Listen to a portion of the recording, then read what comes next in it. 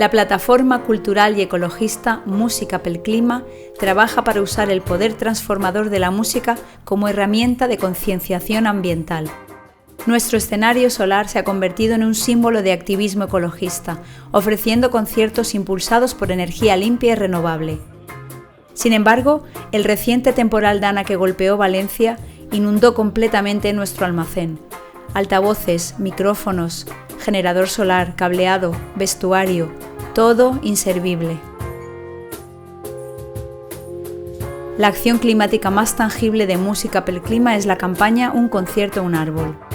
Llevamos organizados más de 300 conciertos en 2 años, que se transforman en 300 árboles gracias a nuestra colaboración con la Fundación Desert Leaves.